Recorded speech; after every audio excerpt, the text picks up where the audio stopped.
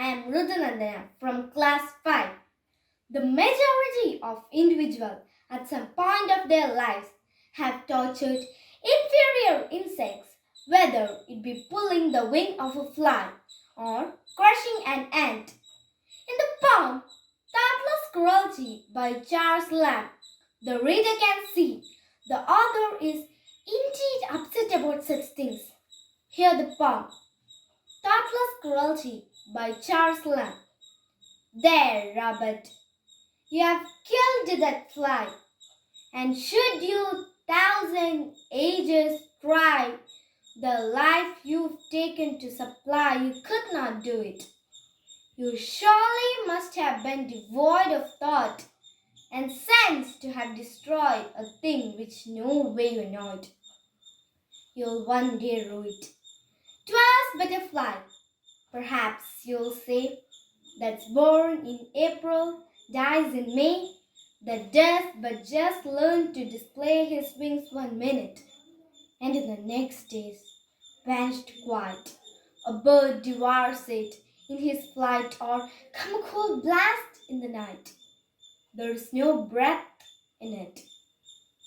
The bird but seeks his proper food, and Providence, whose power endued that fly with life, when it thinks good, may justly take it. But you have no excuses for it. A life by nature made so short, last reason is that you, for sport, should shorter make it a fly. A little thing you rate, but Robert, do not estimate a creature's pain by small or great. The greatest being can have fibers, nerves, and flesh, and these the smallest ones possess, although their frame and structure less escape from our seeing. Thank you. Hi, I'm Ajay Prashant from class 6C. Today I'm going to recite a poem, The Hands of a Warrior, written by an American poet, Patricia A. Fleming. So with your permission, let me start the poem, The Hands of a Warrior. Purple wings swing against the skin, pale translucent pepper thin, skinny fingers clawed in monstrous shapes, brown spots from ears that she can't erase. Now wrinkled and fragile, we can show so many things she can't do anymore. Some days she feels she's been betrayed by the cruelty of her advancing age. She rubs her hands to ease the ache and recalls the life they helped to make. She looks at them and feels the loss. Living a life bears a very high cost. These hands that held her children near, that gently dried their salty tears. Hands that held her husband's tight, that never let go against the quiet. Miraculous hands that protected and soothed. Hands they conveyed her every mood. Hands so strong they could carry the weight, that would never give up and never forsake. Those hands that took little but always gave. These hands that applauded each achievement made. The soft, sweet hands that gently cared for those sick or lost in despair. Hands that froze and fumbled that day her husband gave their daughter away. These hands holding tight as he slowly died, caressing his brows as he stood by his side. These hands that rocked her grandsons to sleep, that gladly took over when others grew weak. These hands that once held everyone, that he loved and prayed for strength to our God above. Hands that were always so willing to give, hands that reveal a life fully lived. Small feeble hands now empty and cold. These hands that each day will keep growing old. These hands that she now tends to hide away. These hands that at times make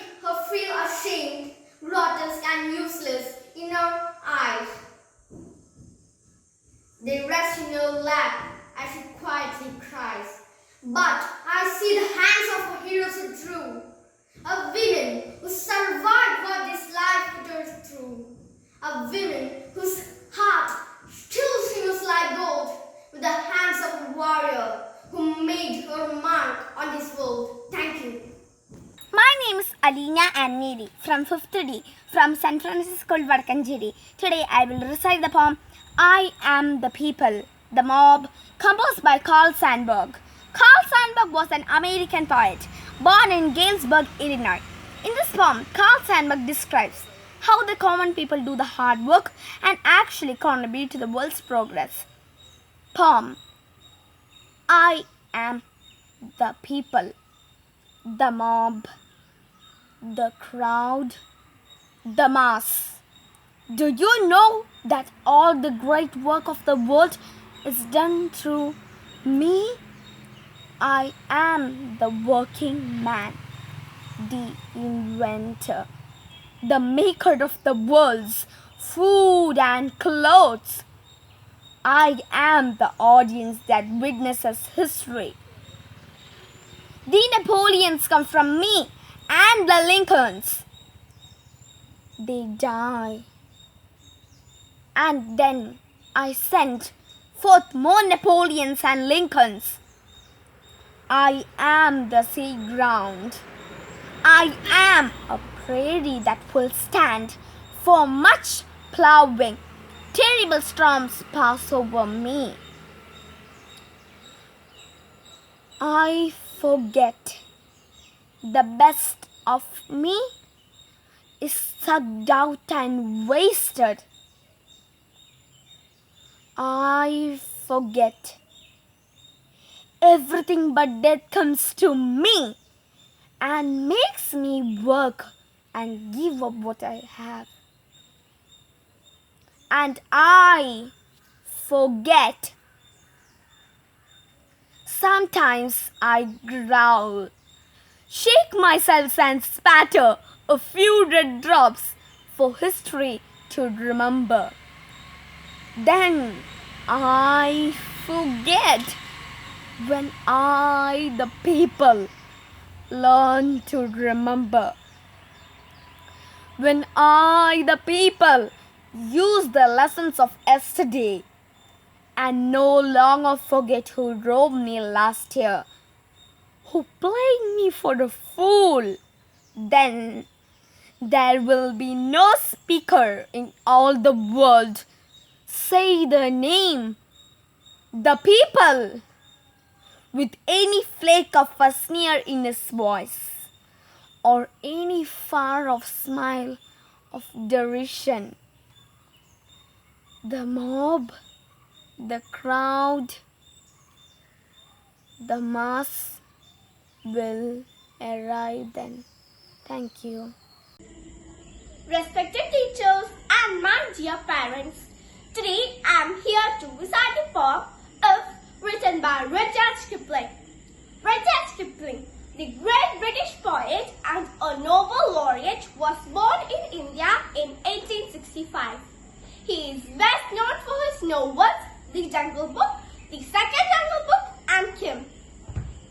The poem is an inspirational and a motivational poem written in the form of a paternal advice to the poet's son. It is all about how to be an ideal human being. Here it goes. If you can keep your head when all about you are losing theirs and blaming it on you. If you can trust yourself when all men doubt you, but make allowance for their doubting too. If you can wait and not be tired by waiting or being lied about, don't deal in lies. Or being hated, don't give way to hating. And yet don't look too good, nor talk too wise.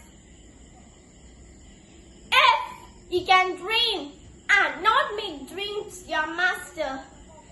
If you can think and not make thoughts your aim. If you can meet with triumph and disaster and you impostors just the same. If you can bear to hear the truth you have spoken, twisted by knaves to make a trap for fools, or watch the things you gave your life to, broken and stoop and pull them up with worn-out tools. If you can make one heap of all your winnings and risk it on one turn of pitch and toss, and lose and start again at your beginnings, and never breathe a word about your loss.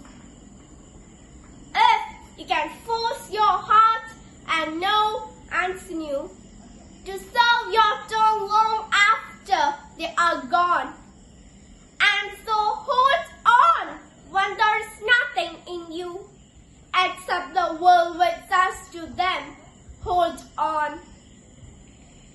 If you can talk with crowds and keep your virtue, or walk with kings nor lose the common touch, if neither foes nor loving friends can hurt you, if all men count with you, but none too much, if you can fill the unforgiving minutes with 60 seconds worth of distance run, yours is the earth and everything that's in it, and which is more, you will be a man, my son.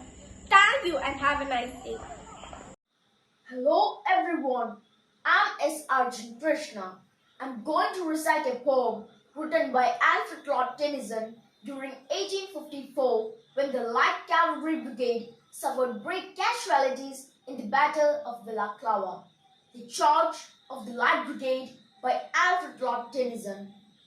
Half a league, half a league, half a league onward, all in the valley of death, rode the 600. Forward the Light Brigade! Charge for the guns, he said. Into the valley of death rode the 600. Forward the Light Brigade! Was the man dismayed?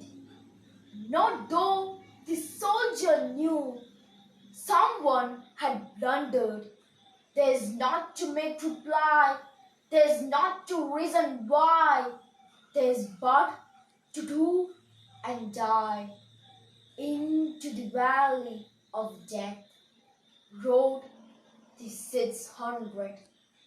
Cannon to right of them, cannon to left of them, cannon in front of them, lead and thundered, stormed and with shot and shell, boldly they rode and well into the jaws of death, into the mouth of hell, rode the 600. Flashed all their sabres bare, flashed as they turned in air, sabering the gunners there, charging an army while all the world wondered. Plunged in the battery smoke, right through the line they broke, Cossack and Russian, reeled from the saber stroke, shattered and sundered. Then they rode back, but not the 600. Cannon to right of them, cannon to left of them, cannon behind them, volleyed and thundered, stormed and with shot and shell, while hose and hero fell. They that had fought so well came from the jaws of death, back from the mouth of hell. All that was left them, left of 600. When can their glory fade? Oh, the wild charge they made! All the world wondered. Oh no, the charge they made! Oh no, the light brigade! Noble 600. Thank you.